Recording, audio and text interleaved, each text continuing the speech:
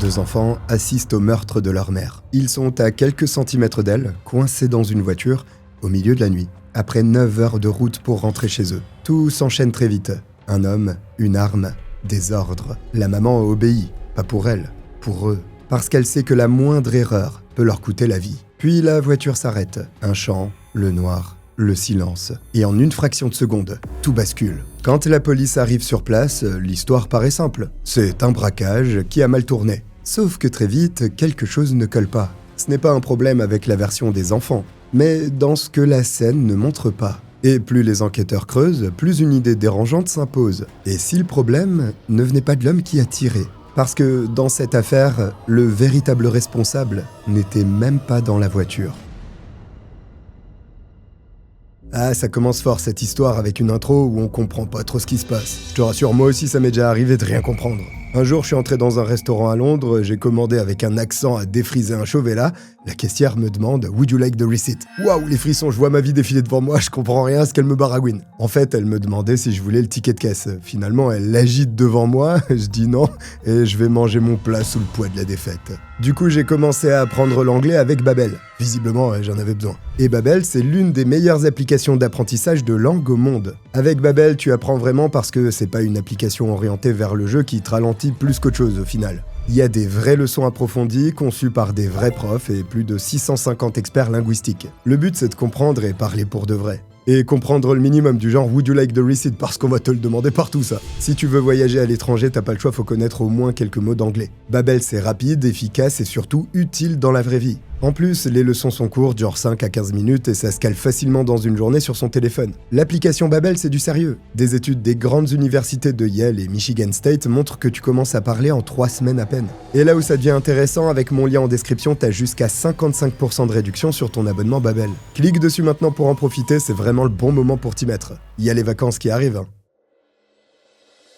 La scène se déroule à Marietta, en périphérie d'Atlanta, dans l'état de Géorgie. Imagine un quartier résidentiel aisé, assez tranquille. En matière criminelle, il s'y passe pas grand-chose. À la rigueur, un peu de vandalisme, des rétros cassés, des pneus crevés, des jardins saccagés. Bon, tranquille, mais pas trop. Et cette nuit-là, c'est un peu l'exception qui confirme la règle. Le dimanche 29 novembre 1992, peu avant minuit, des policiers du comté de Cobb sont appelés. Ils s'apprêtent à découvrir l'affaire la plus tristement connue de la région. Dans un champ, un véhicule les attend. Un 4Runner. Un 4x4 de la marque Toyota. Le moteur est coupé. Les phares sont éteints. À l'arrière, une portière a été laissée entr'ouverte. À l'avant, une femme d'une quarantaine d'années aux cheveux blonds est affalée sur le volant. L'arrière de son crâne a été fracassé, percuté par un impact de balle. Son sang s'est répandu dans l'habitacle, sa cervelle sur les vitres. Des fragments osseux traînent sous le siège. Le coup de feu semble avoir été tiré dans son dos, depuis la banquette arrière. Les inspecteurs présents sur place pensent immédiatement à un carjacking, un braquage de voiture qui dérape. Ils se trompent, et ils vont vite s'en rendre compte. Tiens, ça change des erreurs qui durent 20 ans. Et si les enquêteurs remarquent qu'ils font fausse route, c'est pour 2 raisons. Premièrement, les détails ne collent pas. La victime porte toujours ses bijoux au doigt, autour du cou. Le contenu de son sac n'a pas été touché. Mais il y a encore mieux, ou pire, ça dépend comment on le prend. Il y a 2 témoins. Ils ont tout vu, tout entendu. Il s'agit de 2 garçons, apparus sur le porche d'une maison, dans le quartier de Marietta. Ils sont maintenant assis à l'arrière d'une ambulance, enveloppés dans leur couverture de survie. Ils ne se quittent pas d'une semelle, et on leur trouve un air de ressemblance. Normal. Ils sont frères. L'aîné parle au policier. Il s'appelle Ricky Tokarz. Il a 6 ans. Malgré son jeune âge, il va leur raconter avec précision ce qui est arrivé. Avec son petit frère, Mike, et leur mère, Sarah, ils ont passé la journée sur la route. Auparavant, ils étaient en Floride, un état voisin de la Géorgie, pour célébrer Thanksgiving en famille. Après 3 jours de vacances, le retour était prévu aujourd'hui, dimanche 29 novembre. Avant de repartir, Sarah a embrassé ses parents une dernière fois et leur a promis qu'ils se reverront à Noël. Malheureusement, elle ne pourra pas tenir parole, et ses parents passeront les pires fêtes de fin d'année de leur vie. Après 9 heures de trajet, Sarah et ses 2 fils arrivent enfin à la maison, à Marietta. Il est aux alentours de 22 heures. Assis à l'avant côté passager, Ricky bâille à s'en décrocher la mâchoire. Mike, lui, s'est endormi sur la banquette arrière. Sa mère fait attention à ne pas le réveiller. Elle freine doucement dans l'allée avant de descendre pour aller ouvrir le garage. Ce qu'elle ignore, c'est qu'à l'intérieur, caché dans la pénombre, quelqu'un l'attend. Une fois la porte relevée, il surgit et dégaine une arme à feu.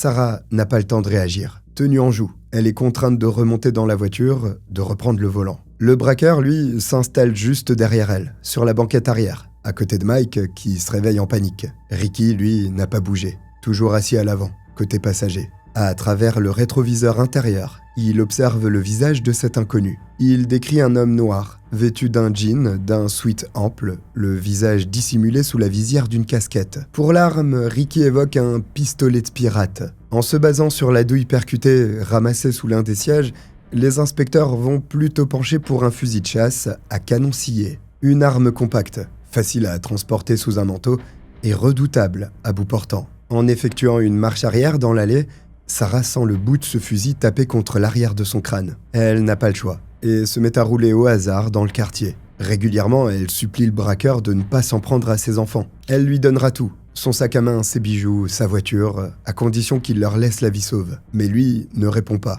obstiné, comme dans un état second. C'est pas l'argent qui semble l'intéresser. Il donne des ordres, des directions. La prochaine fois à gauche, tout droit. Puis ils finissent par échouer dans une impasse, un endroit isolé, à l'abri des regards. Au bout de la route, on discerne un champ, éclairé par les phares. Et en une fraction de seconde, la situation vire au carnage. Une détonation claque. Sarah est touchée. Elle s'effondre sur le volant. Le tireur, lui, descend aussitôt et prend la fuite en courant. Le véhicule se met en mouvement, dérive lentement dans le champ avant de finir sa course dans un fossé. À l'impact, Ricky se cogne la tête contre le tableau de bord. Il est sous le choc, mais il se reprend vite. Son premier réflexe, couper le contact. Sa mère lui disait toujours de ne jamais laisser le moteur tourner dans le vide. Il a vu ses parents le faire un nombre incalculable de fois. Alors il se contente de reproduire le même geste, tourner la clé. Ensuite, il sort de la voiture, récupère son petit frère et le prend par la main. Ensemble, ils se mettent à courir à travers champs, en direction des lumières de la route, au loin. Arrivé à la première maison croisée, ils frappent à la porte, jusqu'à ce que quelqu'un vienne leur ouvrir. La personne qui habite là est bouche bée. 2 enfants en sang et en larmes, sur son porche. Ricky lui explique que leur maman a été blessée, qu'il faut appeler son grand-père de toute urgence. Il est médecin, il saura la sauver. L'adulte n'hésite pas une seconde et compose le 911. Sauf qu'à l'arrivée des secours et de la police, il n'y a plus rien à faire. Sarah Tokars a été tuée sur le coup. Et tout ça s'est joué en quelques minutes. Grâce à la plaque d'immatriculation du Forerunner, les inspecteurs obtiennent l'adresse du domicile des Tokars. Ils s'y rendent la nuit même. C'est un pavillon cossu dans le quartier de Marietta, entouré par un grand jardin. Mais assez cossu pour attirer l'attention. Et oui, car après le carjacking, voilà la seconde hypothèse. Un cambrioleur profite de l'absence prolongée de la famille entière pour s'introduire chez elle. Dommage pour lui, il s'y prend le soir du retour de Sarah et de ses enfants à la maison. Coincé à l'intérieur, il décide de prendre tout le monde en otage pour se sortir de ce piège. Il les entraîne à l'écart, abat la maman, et s'enfuit après avoir épargné les 2 enfants. Oui, c'est bien un scénario qui pourrait fonctionner. Mais une fois encore, il y a quelque chose qui va pas. Tu vas voir, c'est 3 fois rien, mais ça suffit à te mettre le doute. Comme les filtres sur les applis de rencontre. Bon, dès leur arrivée, les policiers remarquent que le système d'alarme est désactivé. Plus tard, les proches de la famille vont s'en étonner. Parce que si les Tokars partaient plusieurs jours, cette alarme, il la branchait systématiquement. C'est bien pour ça qu'il l'avait achetée. Autre exemple, à l'arrière de la maison, il y a cette porte-fenêtre qui donne sur la cuisine. Son verrou est cassé, mais normalement, il suffit de coincer le barreau au niveau des rails pour empêcher la porte de coulisser. Or, cette nuit-là, la barre n'était pas installée. L'intrus s'est contenté de faire glisser la porte pour s'introduire dans la cuisine. Ah, et un dernier détail qui a quand même son importance, le voleur n'a rien emporté avec lui. Il a même rien touché. D'habitude, un cambriolage, ça fait l'effet d'une tempête qui soulève ton salon. Tes tiroirs sont retournés, leur contenu éparpillé, ton matelas est éventré. Ici, rien. Alors oui, je sais, les impôts te retournent pas l'appart, ils font le ménage quand même. Chez les Tokars, les bijoux, la télévision, les petites sommes en liquide, le coffre-fort au sous-sol, tout est là, intact. Alors forcément, en quittant le domicile de la famille, les inspecteurs traînent cette impression désagréable. Comme si quelqu'un avait grossièrement maquillé cette maison, en glissant quelques indices ici et là, pour suggérer un cambriolage. Comme si quelqu'un essayait de les tromper. Et justement, il y a quelqu'un qui ne s'est pas encore manifesté depuis le début de cette histoire. Tu l'as peut-être remarqué, non? En tout cas, les inspecteurs, oui, ils l'ont capté. Et ça les intrigue beaucoup. Le mari de Sarah, le père de Ricky et Mike. Il a pas fait la route avec eux depuis la Floride. Il ne les attendait pas non plus à la maison à Marietta. Du coup, il est où en fait? La police remonte rapidement la trace de Fred Tokarz, 39 ans. Il séjourne dans un hôtel à Montgomery, en Alabama. Là vient le moment délicat de lui passer un coup de téléphone pour lui annoncer que son épouse a été tuée. Au bout du fil, évidemment, il reste sans voix et il s'empresse de rentrer à Marietta. Dès son arrivée, il est entendu par les inspecteurs. C'est limite un réflexe, un automatisme. Dans une enquête autour du meurtre d'une femme, le mari ou le petit ami, s'il y en a un, est systématiquement suspecté. En même temps, 4 fois sur 5, c'est le psychopathe qui a dézingué sa famille. À ce niveau, même Jeffrey Dahmer paraît moins suspect. Et Fred Tokarz l'a non seulement bien compris, mais il l'a anticipé. Il est venu accompagné de son avocat. Faut dire qu'il connaît bien ce genre de procédure. Il est lui-même avocat pénaliste. Plutôt bon d'ailleurs, et très réputé à Atlanta. Mais on y reviendra. Pour l'instant, les policiers le questionnent sur son emploi du temps. Fred répond qu'il était lui aussi en Floride chez sa belle famille, avec son épouse et ses enfants. Seulement, il a dû repartir un jour en avance. Pour quelle raison? Il devait rendre visite à un client incarcéré dans une prison en Alabama. Au soir du 29 novembre 1992, à l'heure du crime, Fred se trouvait dans sa chambre d'hôtel à Montgomery et à environ 260 km d'Atlanta. L'alibi est solide, facile à vérifier. Sauf que ça contente pas les inspecteurs. Non, il y a autre chose. D'abord, ils emmènent Fred chez lui et continuent à l'interroger. Pourquoi le dispositif censé bloquer la porte-fenêtre de la cuisine n'a pas été installé? Fred ne sait pas. Il s'en souvient pas. Il a dû oublier. Bon, alors le système d'alarme? Pourquoi était-il désactivé? Là aussi, haussement d'épaule. Il en a aucune idée. Et puis, si, il finit par se rappeler. Il l'avait débranché car un plombier devait passer durant le week-end, réviser le chauffe-eau. D'accord. Au sous-sol, on lui fait ouvrir le coffre-fort. Vide, évidemment. Est-ce qu'il contenait quelque chose? À nouveau, il est pas sûr. Peut-être 1500 $ en liquide, à moins que Sarah n'ait pioché dedans pour le voyage en Floride. Curieusement, le père de famille ne semble faire aucun effort. Il est à la ramasse sur tout et n'importe quoi. Bon, chacun réagit à un drame de sa propre manière, c'est vrai. Mais là, c'est différent. Il s'implique pas, répond constamment à côté de la plaque. Quand on lui fait remarquer que ses 2 fils ont été témoins du meurtre de leur mère, ça le bouleverse pas plus que ça. On lui demande si parmi ses clients les plus dangereux, parmi les tueurs, les trafiquants de drogue qu'il a eu à défendre, quelqu'un aurait pu lui en vouloir et décider de se venger sur son épouse. Haussement d'épaule. Il en a aucune idée. C'est agaçant, pas vrai? Ouais, les enquêteurs sont aussi de ton avis. Comme si Fred Tokarz n'avait pas l'air de vouloir aider l'enquête à retrouver le meurtrier de sa compagne. Ou plutôt, comme s'il ne voulait pas que l'on retrouve le coupable tout court.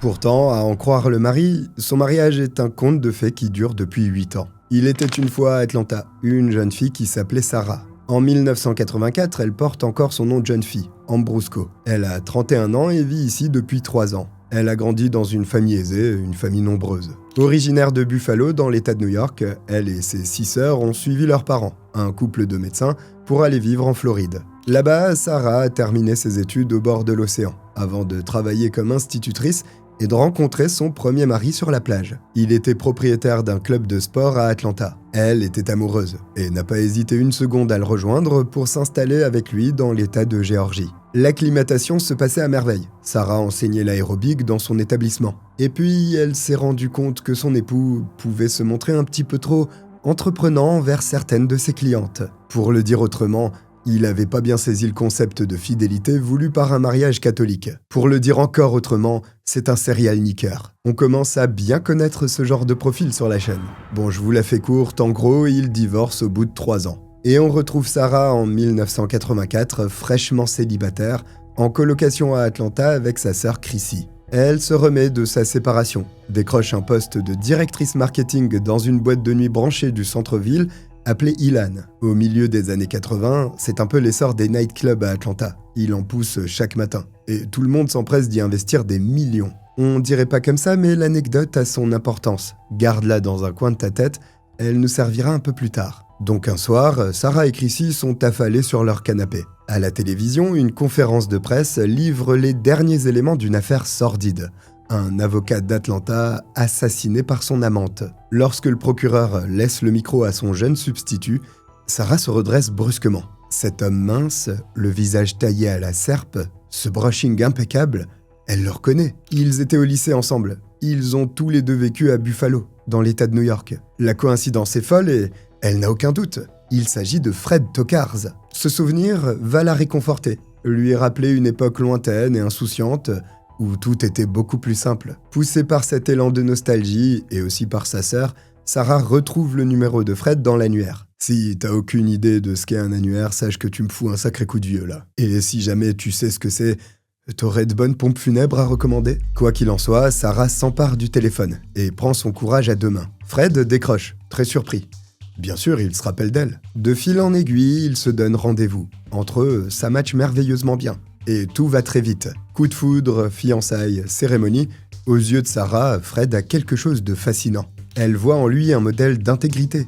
Une sorte de justicier qui pourchasse les criminels pour les envoyer en prison. Ensemble, ils partagent les mêmes valeurs, les mêmes projets. Donc le couple déménage au bout de quelques mois à Marietta, dans ce pavillon de banlieue que l'on connaît bien maintenant. Sarah est tombée enceinte et il a fallu faire de la place. En septembre 1986, elle donne naissance à leur premier enfant, Ricky. Mike viendra au monde 2 ans plus tard. Comblée, Sarah s'apprête à réaliser son rêve le plus cher. Reproduire le mariage idyllique de ses parents et fonder sa propre famille. Bon, arrivé à ce stade, il y a 2 manières de raconter la suite de l'histoire. Je pourrais me fier aux déclarations de Fred à la police, mais non, tu te doutes très bien que je vais pas faire ça. À la place, on va écouter les membres de la famille de Sarah. A priori, impossible de douter de leur bonne foi, pas vrai? Dès qu'ils apprennent son décès, les Ambrusco débarquent à Atlanta, à 7 dans un hôtel. Ils veulent être au plus près de l'enquête, mais aussi et surtout soutenir les 2 garçons, Ricky et Mike. Disons qu'ils n'ont pas confiance dans les capacités de Fred à être un bon père, ou un bon mari d'ailleurs. Ils n'ont pas non plus tendance à comparer leur mariage à un conte de fées. Ils l'ont vu et senti. Au contact de Fred, Sarah s'est comme fanée. Ses sœurs l'ont toujours connue pétillante, débordante d'énergie, très douée pour communiquer son enthousiasme, comme elle le faisait quand elle était cheerleader au lycée. Et puis, au fil des mois, elle a perdu ses couleurs. Moins enjouée, plus anxieuse. Tu te demandes pourquoi?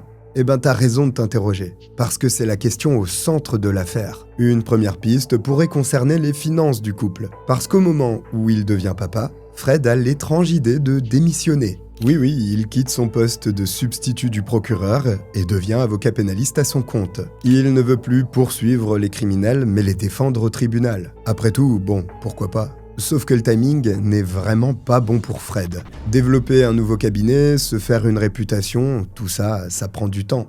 Et ça coûte de l'argent. En plus, Sarah, ça l'arrange pas. Elle comptait arrêter de travailler avec la venue de son premier enfant, pour s'occuper de lui pleinement. C'est alors que les premières disputes éclatent. Selon Fred, ils ne peuvent pas se permettre de s'asseoir sur le salaire de Sarah. Et elle a tellement peur de vivre un second divorce qu'elle n'ose pas le contredire. Donc elle garde son poste de directrice marketing à Leland et gère comme elle peut la naissance de Ricky. La situation devient intenable, épuisante pour elle. Heureusement, elle ne va pas s'éterniser. Tu te souviens du milieu florissant des boîtes de nuit à Atlanta? Dès la fin des années 80, les fréquentations des nightclubs ont drastiquement baissé. Pour cause, des nouvelles lois contre la conduite en état d'ivresse ont été votées. Je sors en club pour la musique et danser. Sans compter qu'à l'époque, le sida fait des ravages. Et les gens sont terrifiés à l'idée de se rendre en boîte. Résultat, faut faire des coupes dans le budget. Et Sarah perd son emploi. Au fond, elle n'en fait pas un drame. Elle peut enfin se consacrer à son petit Ricky. À son petit Mike aussi, qui va bientôt arriver. Mais son licenciement ne résout pas ses problèmes pour autant. Fred, lui, est complètement obnubilé par son nouveau cabinet. Il ne voit jamais ses fils, passe ses journées au bureau et rentre au petit matin, complètement ivre. Sarah se rend bien compte qu'il passe ses nuits dans les bars et les clubs. Ah, attention, il a une bonne excuse. S'il se met une cuite tous les soirs, c'est pour réseauter, garnir son carnet d'adresses, trouver des clients. Je sais pas pourquoi, j'ai plus l'impression que c'est lui le client là-bas. Sans surprise, Sarah se persuade que son mari a une aventure. Lui s'absente de plus en plus et quand il est là, il se montre violent. Il va jusqu'à frapper Sarah à plusieurs reprises. Lorsqu'elle lui fait part de sa volonté de se séparer de lui, il la menace. Si elle part, elle ne reverra jamais ses fils. Sauf que Sarah ne se laisse plus impressionner. Elle engage un détective privé pour suivre son mari et s'assurer qu'il la trompe. A priori, elle devrait pas payer trop d'honoraires. Cette fois-ci, tant pis pour le second divorce, du moment qu'elle obtient la garde des enfants. Au sous-sol du pavillon, là où Fred a emménagé son bureau, il y a un coffre-fort. On l'a vu, il ne contenait rien de bien intéressant. Mais ça n'a pas toujours été le cas. Un jour, Sarah se retrouve seule à la maison et décide d'y jeter un œil. Les documents qu'elle découvre à l'intérieur la sidèrent. Ça ne prouve pas l'infidélité de Fred. Non, c'est autre chose. Quelque chose de beaucoup plus gros, de beaucoup plus compromettant. En novembre 1992, quand les Ambrusco arrivent à Atlanta, l'une des 6 filles de la famille remet un dossier aux enquêteurs. C'est Sarah qui lui avait confié, peu avant sa mort, en lui faisant promettre de le remettre à la police si jamais il lui arrivait quelque chose. Dans ce dossier, on trouve des documents très intéressants. Le fameux document que Sarah avait déniché dans le coffre-fort de Fred. Ce sont des listes de comptes bancaires, de sociétés aux noms étranges, tous ouverts ou domiciliés dans les plus beaux paradis fiscaux existants sur Terre. Montserrat, les Bahamas, les îles Turques et Caïques, il y en a pour des centaines de milliers de dollars. Bien plus que ce que les tocards déclarent aux impôts chaque année. Tu vois vers où on se dirige, non? Sarah, elle, a très bien compris. Et ça lui a probablement coûté la vie. Il faut savoir une dernière chose sur Fred Tokarz. En plus de connaître le droit pénal américain sur le bout des doigts, il est aussi CPA, Certified Public Accountant. En gros, il est expert comptable. À la fin des années 80, quand il se lance comme avocat à son compte, il publie un article dans l'Atlanta Business Chronicle. Je vous en lis un extrait. Ces lois sur le blanchiment d'argent et les transactions en espèces sont devenues si complexes que les trafiquants de drogue finissent par devoir engager des avocats pour leur expliquer comment contourner ce nouveau système. En réalité, il arrive souvent que les avocats blanchissent de l'argent sans le savoir. Et voilà, petit coup de pub déguisé. Et il se pourrait bien que d'ici la fin de cette vidéo, il ait d'autres cordes à son arc. Fred a trouvé la spécialité de son cabinet. Aider les plus grandes fortunes d'Atlanta à contourner les taxes. Parmi elles, les propriétaires de nightclubs, bien sûr, à l'époque où le marché était encore en fusion. Mais aussi d'autres clients, plus ou moins fréquentables, comme des trafiquants de drogue par exemple. À l'arrivée, le bouche à oreille a si bien marché que Fred Tokarz s'est retrouvé assis sur une montagne d'argent sale, offert en échange de ses conseils. Et il n'a pas eu d'autre choix que de le laver lui-même, d'appliquer ce qu'il a enseigné aux autres. Donc il a créé des sociétés écrans, dans lesquelles il a fait transiter des sommes folles, jusque dans des comptes bancaires ouverts à l'étranger. De préférence dans des territoires à fiscalité réduite. Des paradis fiscaux, quoi. Et tout ça, c'est pas moi qui le dis. Ce sont pas les Ambrusco non plus. C'est l'antenne d'Atlanta du FBI. Depuis des mois, elle enquête sur un vaste réseau de blanchiment d'argent. Un organigramme dans lequel on retrouve bien évidemment Fred Tokarz, homme de droit le jour, escroc financier la nuit, impliqué aux côtés des criminels les plus notoires de la ville. Une certitude demeure. Sarah avait mis à jour la double vie de son mari. Elle avait les preuves et elle pouvait les utiliser contre lui pour remporter son divorce. En face, Fred risquait de tout perdre, non seulement sa famille, mais aussi et surtout son business, en plus de sûrement devoir jouer à chat dans les douches d'une prison. Bon, on a compris qu'il avait ses priorités dans la vie, mais est-ce qu'il aurait été capable de commanditer l'assassinat de son épouse avant qu'il ne soit trop tard? En fait, la police en est persuadée. La famille de Sarah aussi. Maintenant, reste à le prouver. Alors, les Ambrusco vont diffuser une annonce dans les médias, à partir de décembre 1992. Ils offrent 25 000 $ à celui ou celle qui sera en mesure de fournir une information, pouvant aboutir à une arrestation. D'habitude, ce genre d'initiative fournit rarement des résultats concrets. Il y a beaucoup de canulars ou des faux tuyaux pour rafler la récompense. Par contre, là, une fois n'est pas coutume, ça paye. Et ça paye tout de suite. Une femme nommée Tuesday Rower contacte les enquêteurs au bout de quelques jours. Elle va leur raconter que son frère, un certain Curtis, était rentré chez eux dans la nuit du 29 novembre 1992. La nuit des faits donc. Il était couvert de sang. Elle l'avait même aidé à nettoyer ses baskets. Curtis traîne avec lui un casier judiciaire assez garni. Des problèmes d'addiction, des faits de délinquance, de violence. Quand l'annonce du meurtre de Sarah Tokarz s'est mise à passer en boucle à la télévision, sa sœur l'a sentie de plus en plus perturbée. L'affaire le ronge, clairement.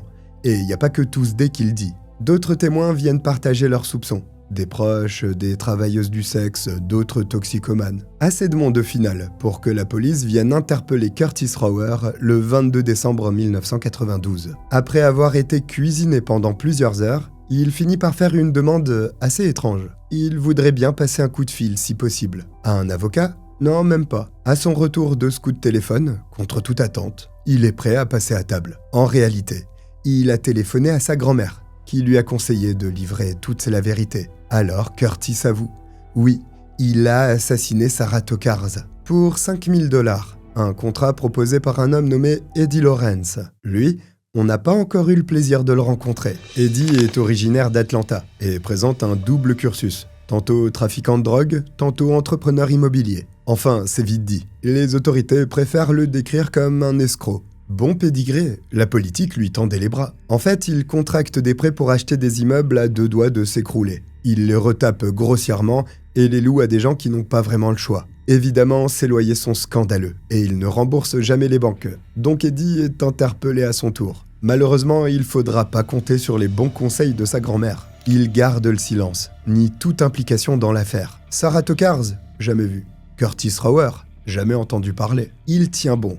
Faut dire qu'il a de la bouteille, peut-être même plus que les policiers qui l'interrogent. Mais pour l'instant, c'est pas si grave. Le nom d'Eddie Lawrence résonne quelque part, dans les bureaux du FBI à Atlanta. Après vérification, Eddie est cité dans le réseau de blanchiment d'argent que l'enquête cherche à démanteler. Sur le tableau en liège, il apparaît juste à côté d'une autre personne qu'on connaît bien, un certain Fred Tokarz. Des appels téléphoniques le prouvent, des transactions financières aussi.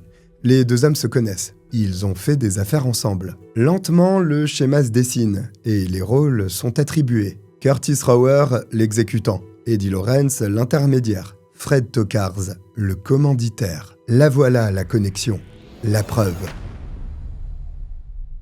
Pendant qu'Eddie Lawrence est interrogé à Atlanta, les Ambrosco repartent avec Ricky et Mike en Floride pour Noël. Le 24 décembre 1992, ils préparent tous ensemble le réveillon. Seul absent des festivités, Fred Tokarz, évidemment. Lui aussi a fait le voyage en Floride, mais il a préféré s'isoler. Séjourner à l'hôtel. L'ambiance devait pas être terrible avec sa belle famille. Des mauvaises énergies, on peut comprendre. Seulement, au moment de passer à table, John, le père de Sarah, a un mauvais pressentiment. Il essaie de joindre Fred plusieurs fois, en vain. Le téléphone de sa chambre d'hôtel sonne dans le vide, systématiquement, et le personnel ajoute que la petite pancarte « Ne pas déranger » a été posée sur la porte. John est de plus en plus inquiet. Il en vient à contacter la police, et il fait bien. Une patrouille est envoyée à l'hôtel. Elle découvre Fred inconscient, allongé sur son lit. Sur sa table de chevet, des bouteilles de bière, ainsi qu'une boîte d'analgésiques entièrement vide. Très mauvais cocktail. Sur le bureau, il y a une lettre manuscrite. « J'aimais Sarah.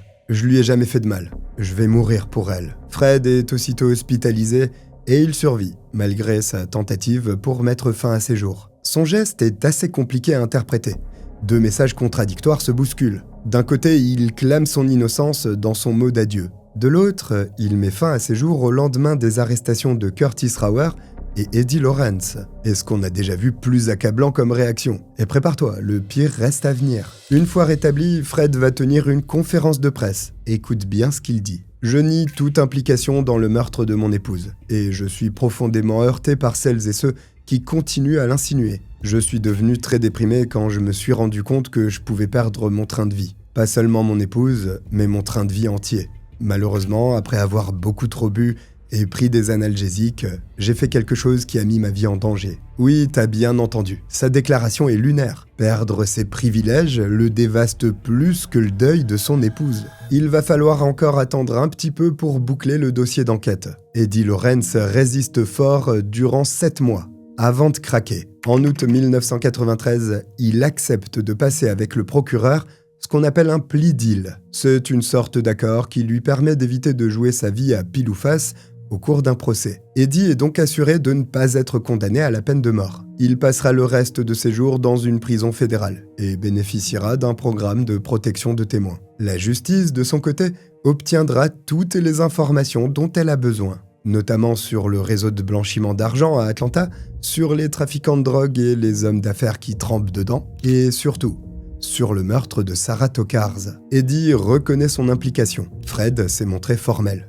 Il voulait la mort de son épouse, qui en savait trop sur ses magouilles financières. Eddie s'est tout de même inquiété pour les 2 enfants du couple. En retour, il reçoit du papa cette réponse glaçante. Ils s'en remettront. On tient le père de l'année. Tant pis pour les états d'âme. Les 2 hommes se mettent au travail. Ils échafaudent plusieurs plans avant de se mettre d'accord. Eddie devra s'introduire chez les Tokarz quand la famille entière sera partie en Floride. Au retour de Sarah, il n'aura qu'à l'exécuter pour faire croire à un cambriolage qui dérape. Fred, lui, s'occupe des détails, s'assurer de la date et heure d'arrivée exacte de Sarah débrancher le système d'alarme, déverrouiller la porte-fenêtre de la cuisine, et en amont, il a même contracté 3 assurances-vie au nom de son épouse, pour un total de presque 2 millions de dollars. Eddie est assuré d'en toucher une partie, 25 000 dollars. Mais plus les jours passent, moins il s'en sent capable. Il n'est pas un tueur. Il n'a pas le cran de passer à l'acte. Alors il délègue, et Curtis Rower entre dans la danse. Lui est capable de faire à peu près tout et n'importe quoi, surtout pour 5 000 dollars. Le plan reste alors exactement le même. Eddie s'assure seulement de garder les mains propres. Le 25 août 1993, il signe ses aveux. Et plus rien n'empêche les autorités d'ordonner l'arrestation de Fred Tokarz. Enfin. Bon, admettons qu'il soit coupable. Est-ce que t'imagines jusqu'où cet homme est prêt à aller pour ne pas ruiner sa carrière? L'affaire est à peine croyable, digne d'un polar, à tel point que 2 inspecteurs proches de l'enquête vont s'empresser de monter un projet d'adaptation au cinéma, avant de vendre les droits à un studio hollywoodien. Et tout ça avant même que la date du procès ne soit fixée. C'est comme ça qu'ils deviennent les 2 premiers policiers à obtenir un Oscar. Non. Ils se font virer bien sûr. Pourtant, aujourd'hui encore, les 2 policiers continuent à affirmer que leur idée n'aurait jamais perturbé le bon déroulé de la procédure. Bon, on se permet d'en douter. Le procès de Fred Tokarz s'ouvre en janvier 1997. 3 ans plus tôt, il a déjà été jugé dans le cadre du volet financier du dossier. Reconnu coupable de racket au niveau fédéral, de blanchiment d'argent et d'obstruction à la justice, il a été condamné à la prison à vie sans possibilité de libération conditionnelle. Donc il est déjà certain de finir ses jours derrière les barreaux. Mais là, c'est un peu différent. Il est jugé pour le meurtre de Sarah. Et il y a quand même de l'enjeu, parce qu'il encourt la peine de mort. Le procès de Curtis Rower a déjà eu lieu. Lui aussi a écopé de la réclusion criminelle à perpétuité. Et les débats ont confirmé la version des faits avancée par l'accusation. Une version que Curtis résume lui-même. Il m'a dit qu'il s'agissait de son épouse, et qu'elle se tenait entre lui et une grosse somme d'argent. Il m'a dit qu'il fallait le faire dans la maison, et que ça devait ressembler à un cambriolage. La suite, c'est Ricky qui la raconte. Le procureur avait besoin de son témoignage pour s'assurer que toutes les chances étaient réunies de son côté. À nouveau, le garçon se résout à plonger dans le cauchemar vécu avec son petit frère cette nuit-là. Après lui, c'est Eddie Lawrence qui s'avance à la barre. Et sa parole est capitale. Sans lui, impossible de poursuivre Fred. La défense le sait bien. Et c'est justement son angle d'attaque. Elle va mettre en cause son témoignage. Le fameux plea deal qu'il a passé avec les autorités est un accord qui lui aurait donné toutes les bonnes raisons de mentir. L'un des avocats de Fred Tokarz le répète au juré. Eddie Lawrence est un menteur, un tricheur, un escroc. S'il me disait qu'il pleuvait, je ne prendrais même pas mon manteau et mon chapeau pour sortir dehors. Il met aussi en avant un détail. Eddie est un homme noir, dans un comté très conservateur. Sans le plea deal, il était assuré de finir sur la chaise électrique. Ça frappe fort, malgré tout, l'argumentaire ne tient pas. Il s'effondre rapidement. En face, l'accusation démontre que le témoignage d'Eddie est bien trop détaillé. Qui aurait pu désactiver l'alarme de la maison pour lui ? Fred Tokarz. Qui a pu déverrouiller la porte-fenêtre de la cuisine pour lui laisser le champ libre ? Bon, t'as compris la démonstration. En conclusion de son réquisitoire, le procureur replace Sarah au milieu de l'affaire. Tout ce qui importait pour elle était la protection de ses enfants.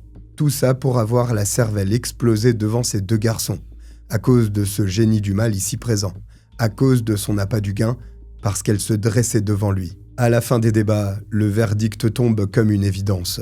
Fred Tokarz est reconnu coupable. Sauf qu'il échappe à la peine capitale, parce que 2 membres du jury s'y sont opposés. À la place, l'accusé est donc condamné à une nouvelle peine de prison à vie, sans possibilité de libération conditionnelle. Ricky et Mike ne reverront jamais leur mère. Ils sont pris en charge par l'une des sœurs de Sarah et partent s'installer en Floride, loin du drame, loin du champ de Marietta. Là-bas, ils essayent de se reconstruire, de mener une vie ordinaire, à l'abri des médias. En grandissant, Ricky, l'aîné, réussit à combattre la dépression et l'anxiété. Il devient même urgentiste. Mike, bien trop petit pour se souvenir de cette terrible nuit du 29 novembre 1992, a tout de même conservé des séquelles. Il va connaître un destin tragique. En 2004, il décède à 31 ans d'une embolie pulmonaire. Quant à Fred Tokarz, il n'a jamais cessé de chercher la rédemption en prison. Il devient un informateur pour les forces de l'ordre. Dans des affaires de meurtre, il n'hésite pas à témoigner contre d'autres détenus. En coopérant de la sorte, il pense peut-être bénéficier d'un traitement de faveur, voire d'une libération ratée. En 2020, il décède à l'âge de 67 ans. terrassé par des problèmes de santé en cascade. Sa mort douloureuse ne satisfait pas la famille de Sarah pour autant. En réaction, l'une de ses sœurs avait déclaré « Il aurait dû mourir sur la chaise électrique il y a 28 ans. La douleur et la souffrance qu'il a infligée à ses petits garçons et à notre famille étaient et restent incommensurables. Je suis pas sûr que j'ai déjà raconté une histoire aussi farfelue avec un tueur aussi déjanté et surtout un mobile de cette nature. Je t'avais raconté l'affaire Kelly Clayton sur cette chaîne quand même, qui pourrait se rapprocher un peu, tellement c'était fou. Bon, n'oublie pas le lien en description de la vidéo pour avoir 55% de réduction sur ton abonnement Babel, le sponsor de la vidéo. On est arrivé à la fin de cette affaire criminelle, un grand merci de m'avoir suivi jusqu'au bout, n'hésite pas à t'abonner, je te dis à très vite. Bye.